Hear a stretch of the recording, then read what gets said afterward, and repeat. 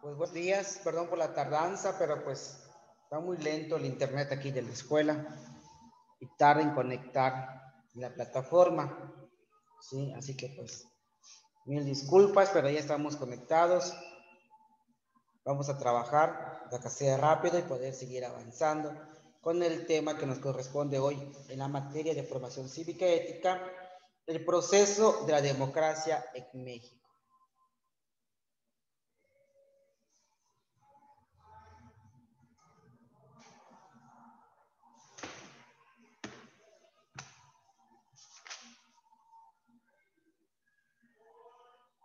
Bueno, muchachos, antes que yo siga, ¿verdad?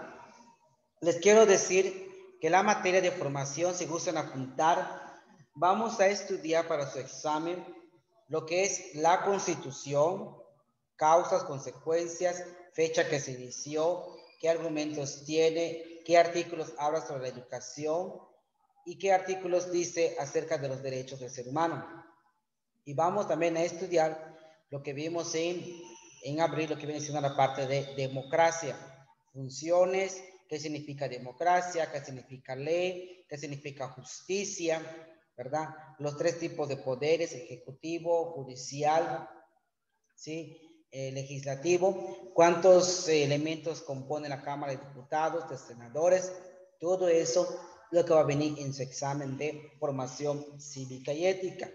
Y en la materia de historia, muchachos, no hay nada que estudiar porque les voy a mandar un pequeño proyecto donde ustedes van a hacer una bibliografía como hicimos en diciembre, parecido, ¿verdad?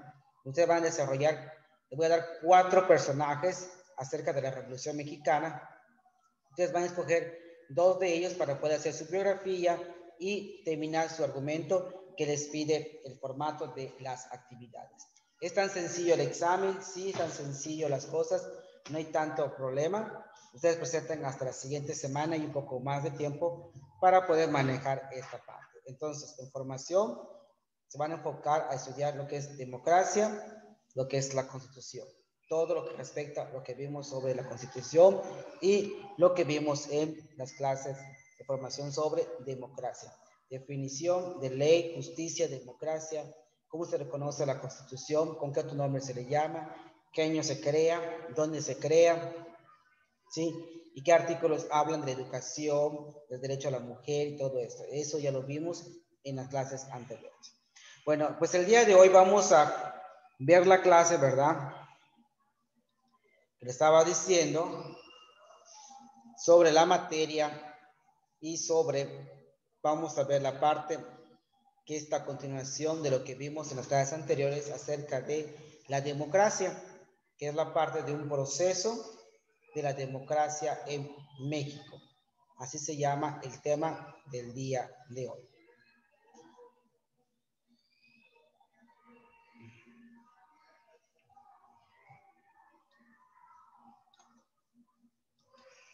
Pues bienvenidos una vez más a una clase virtual, ¿verdad? En el Centro Escolar Quimpal, en la materia de formación cívica y ética, tercer grado, el proceso de la democracia en México. El proceso de democracia en México nos dice, para empezar, ¿qué es democracia? Y dice, en la actualidad se entiende que la democracia es un sistema que permite organizar un conjunto de individuos en el cual el poder no radica en una sola persona, sino que se distribuye entre todos los ciudadanos. Por lo tanto, las decisiones se toman según la opinión de la mayoría. Existen varios tipos de democracia, sí existen. Cuando las decisiones son adoptadas en forma directa por el pueblo, se habla de democracia directa o pura. La democracia indirecta o representativa hace referencia al sistema donde las decisiones son tomadas por aquellas personas a los que el pueblo reconoce con sus representantes legítimos, los cuales son elegidos a través de un sufragio por todos los ciudadanos, y estamos frente a una democracia participativa. Aquí menciona, y hay 2 imágenes donde en la primera se ve a la gente que tiene esta parte. ¿Qué pasó, Luciano? Dime.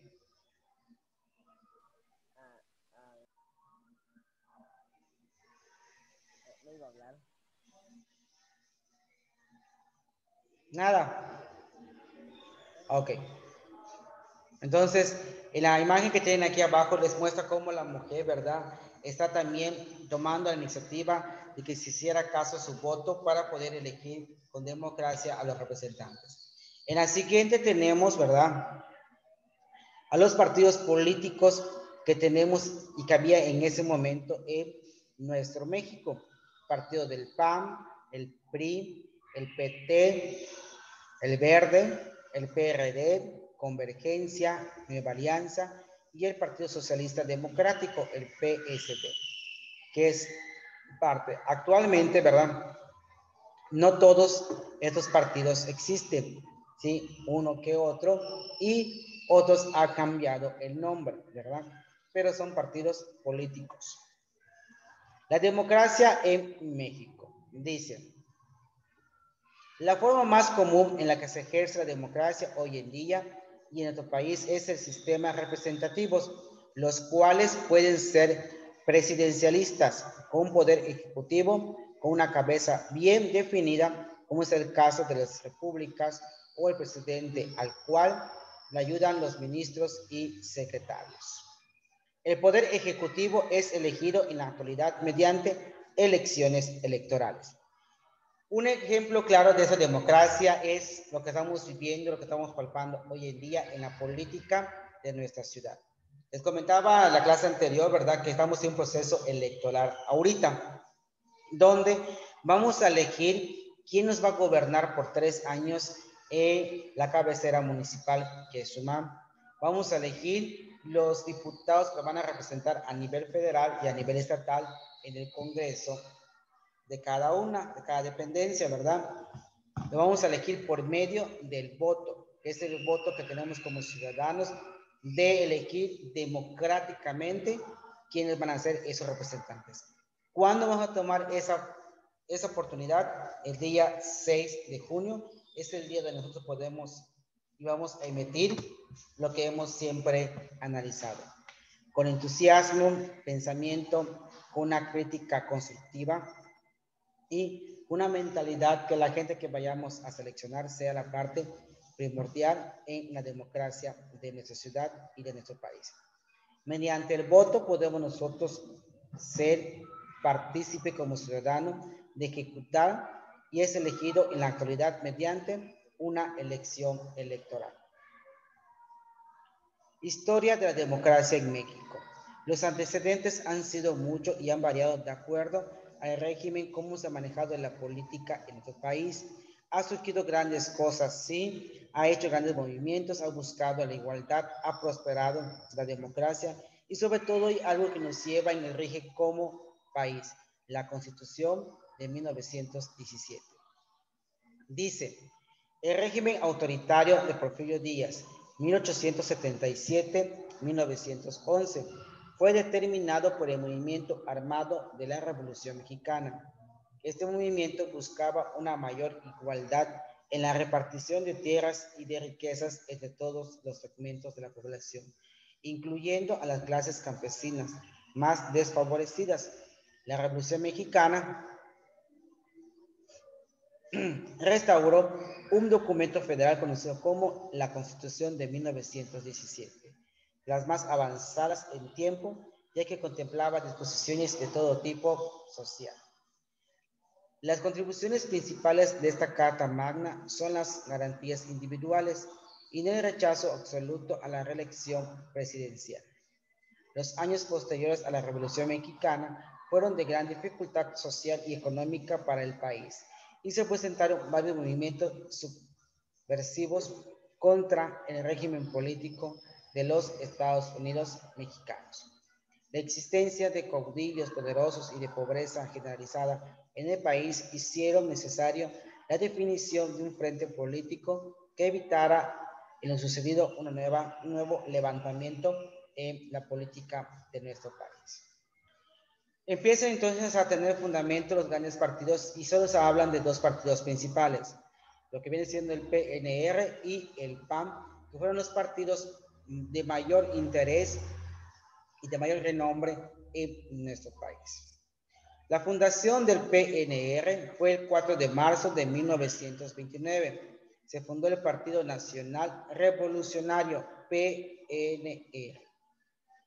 Este partido terminó con la anarquía en México y se dio una estabilidad política al país, que estuvo en el poder varios tiempos gobernando.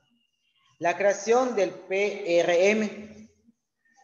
El 30 de marzo de 1938, el presidente Lázaro Cárdenas declara formalmente la creación de la Asamblea Nacional Constitutiva del Partido de la Revolución Mexicana, que sustituiría al PNR.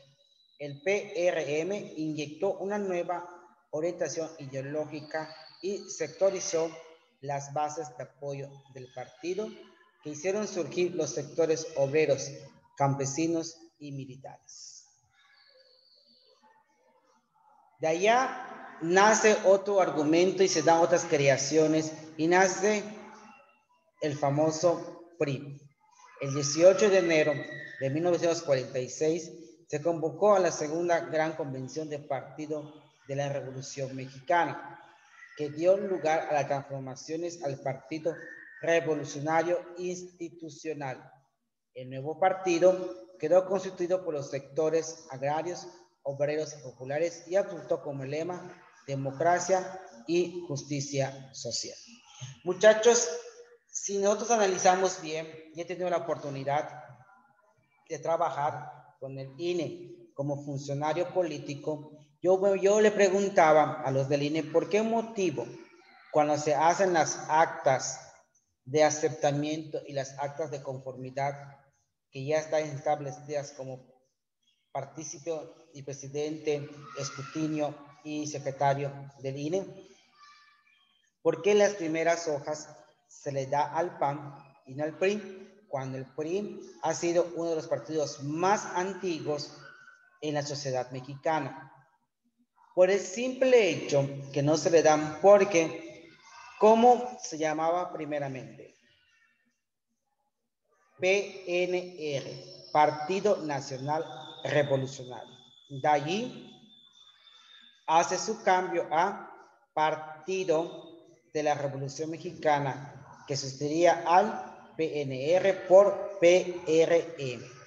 Es su segundo cambio. Y por último, su tercer cambio, y hasta el día de hoy, que así se quedó, es Partido Revolucionario Institucional, actualmente el PRI.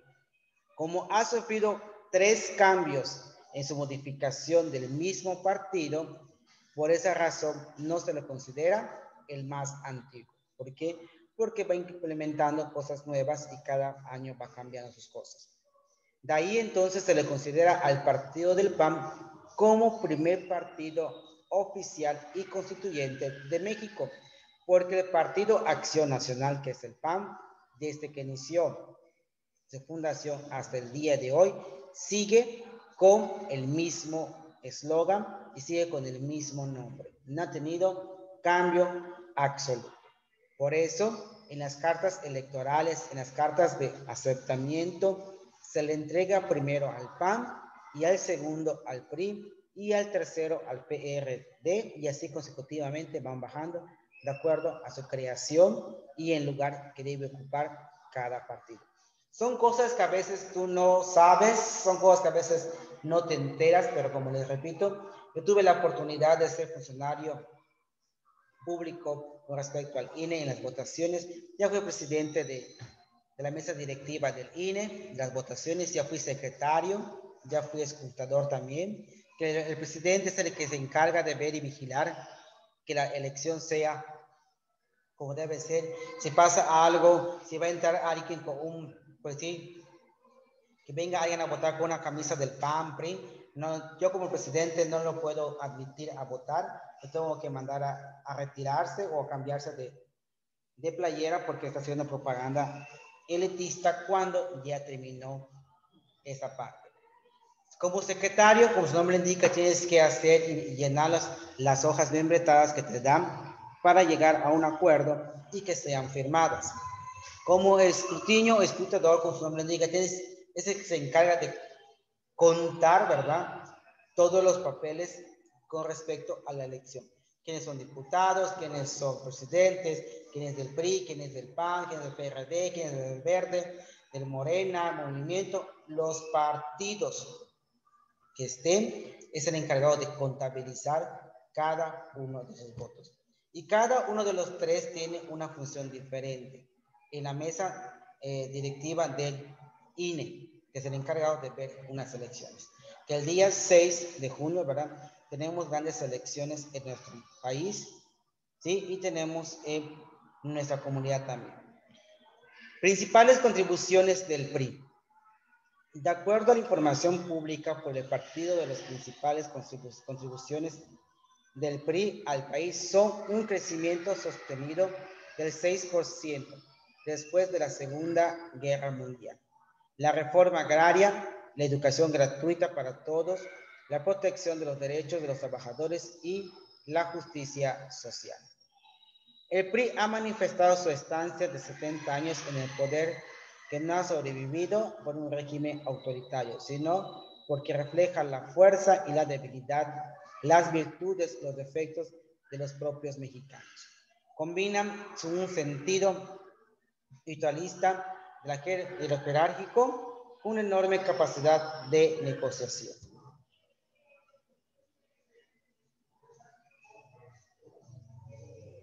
Entonces dice aquí, necesidad de cambio.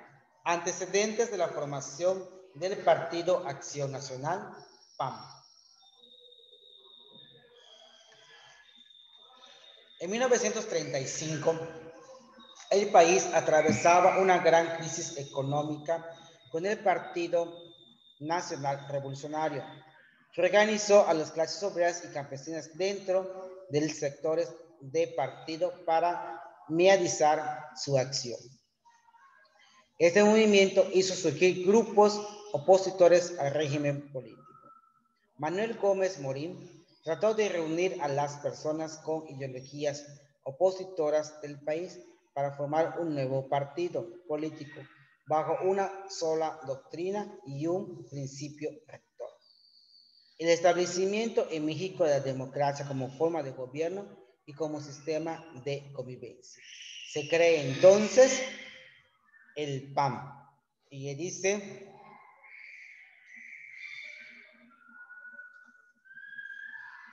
el 16 de septiembre de 1939, la Asamblea Constituyente del Partido Acción Nacional adopta los principios de doctrina y los estatutos de la nueva organización. El pensamiento del PAN ha sido denominado humanismo político, el cual está basado en el realismo moderado de la filosofía aristotélico y tomista. Aquí pueden ver ustedes cómo la gente principal de Acción Nacional está en una mesa de diálogo para adoptar principios, virtudes y convicciones ideológicas para su nuevo partido. Al ver que el PNR no daba frutos, no funcionaba y había muchos argumentos fuera de lo normal, pues un grupo de personas, como dice acá Manuel Gómez Morín, reúne a un grupo de personas ideológicas opositores a ese partido con ganas de superación, con ganas de ver que México crezca y crean el partido PAN, Partido Acción Nacional, en todo ese momento. Y es ahí cuando empieza la competencia de todo el mundo. Algo que marcó nuestra ciudad y nuestro país fue las elecciones presidenciales en el 2000. Como ustedes podrán ver, 70 años, ¿verdad? Estuvo un solo partido en nuestro país, que era el PRI, que actualmente conocemos nosotros, que hasta en el 2000 se da una vuelta de 360 grados. El Partido Acción Nacional PAN gana la presidencia de la República. Y con ello se van dando dos sexenios del Partido Acción Nacional.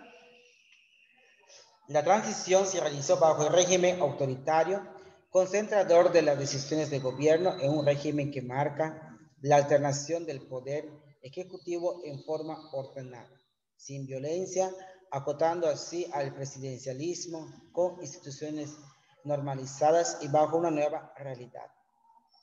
el Estado mexicano se pluralizó con la participación de todas las fuerzas políticas que concluyeron en la transición. De un régimen que mezclaba el autoritarismo en contradicción con algunos libertades democráticos y la liberalización y democratización del régimen político. Esta forma de alternancia del poder es deseable porque permite la participación de grupos, personas a quienes se les limita su participación. El PAN viene a cambiar la política ideológica del ser humano, a querer trabajar de una manera fuera de lo normal, cambiando todos los estatus, las elecciones, cambiando muchas cosas que sí, como partido, sí trajo cosas buenas, pero como partido quedó también estancado. Como todo partido tiene su fe y su contra. Bueno, muchachos, y en conclusión, podemos decir que aunque la sociedad ha madurado políticamente, aún falta mucho por aprender en este nuevo contexto democrático para realmente poder tener acceso a todos los beneficios de esta liberalización del sistema político mexicano. Las próximas elecciones federales definirán el futuro del sistema político mexicano, a establecer un rumbo hacia la del centro izquierda o el centro derecha. La alterancia del poder es un factor de dinamización que ayuda a un juego más libre de los factores reales del poder para la evolución del Estado mexicano hacia el desarrollo y crecimiento interno. Toda esta información, muchachos, salió de estos libros, que aquí está la biografía. Ayala Espinosa, José, Políticas del Estado y Arreglos Institucionales para el Desarrollo en México. Revista Planeación y Desarrollo Edición Especial, 8-9 mayo 2001. Cosio Villegas, Daniel, el Sistema Político Mexicano. México, Joaquín Mortis. Y en la página de internet donde ustedes pueden consultar toda esta información, que es parte fundamental de su vida diaria. Entonces, muchachos, ¿qué nos deja entender? Que la democracia en México, ¿sí? Como dice acá, es un sistema que permite organizar un conjunto de individuos en el cual el poder no radica en una sola persona, sino que se distribuye entre todos los ciudadanos.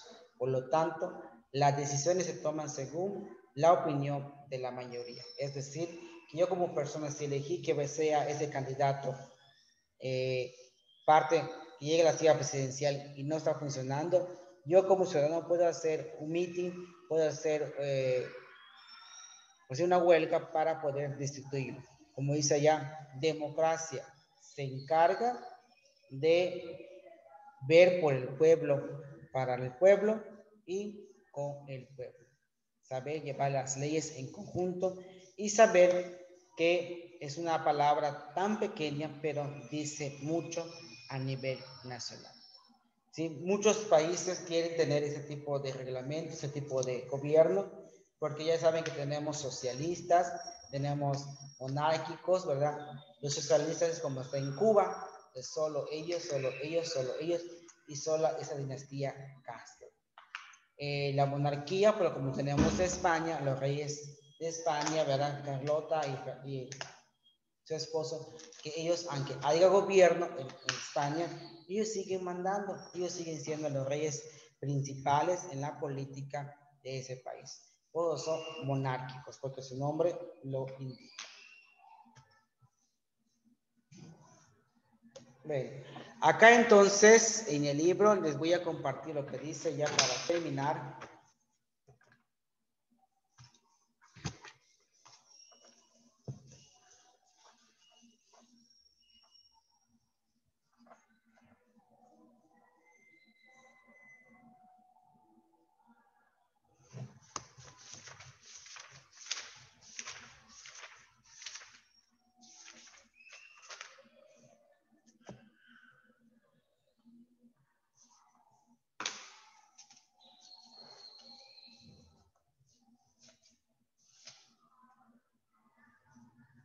Dice acá, diversas formas de organización colectiva, organización del Estado, el proceso de democracia en México y la organización civiles democráticas con instancias de participación ciudadana. Tenemos las empresas, los sindicatos, las organizaciones sociales, corporaciones religiosas, el Estado, el Tribunal Electoral.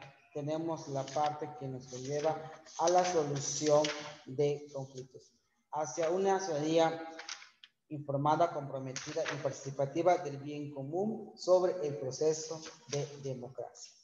Acá en el libro nos dice, que los quiero compartir para que puedan ustedes entender y terminar.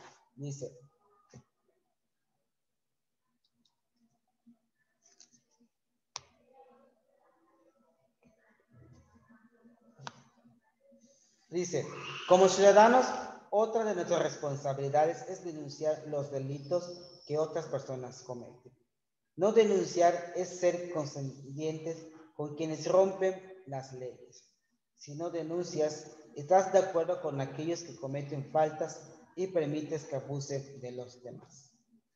Para emitir una denuncia, puede acudir a las Procuradurías Generales de Justicia de las entidades federativas o la Procuraduría General de la República y la Policía Federal Preventiva, la cual hoy en día cuenta con una modalidad de denunciar cibernética que te permite denunciar sin tener que salir de tu casa, ya sea por teléfono o por internet.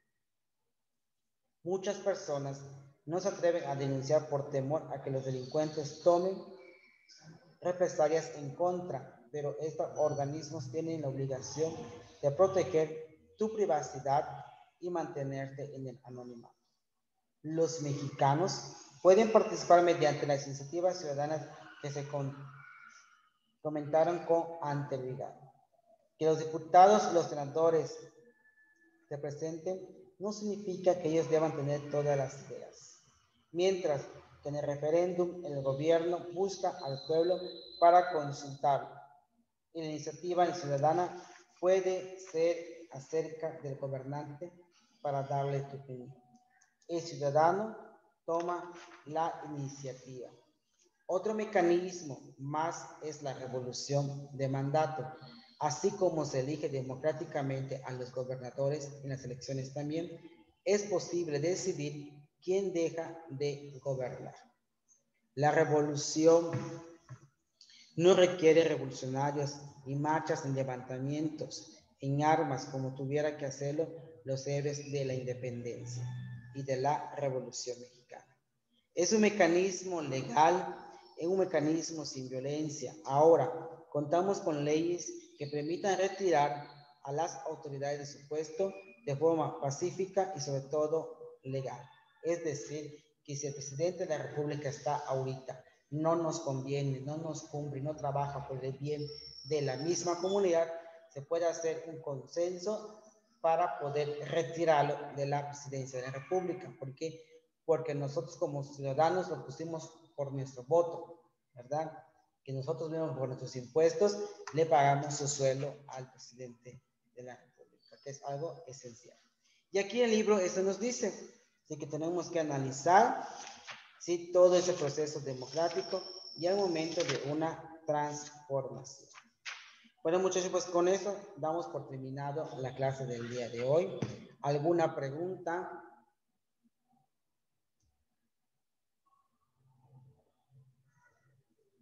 Nada. Bueno, muchachos, pues estamos al pendiente. Cuídense, nos vemos, que tengan un lindo fin de semana y nos vemos hasta el lunes. Así que, muchachos, gracias por su tiempo, su dedicación. Estamos al pendiente. Hasta luego. Adiós, maestro. Cuídense. Igualmente, cuídense ustedes.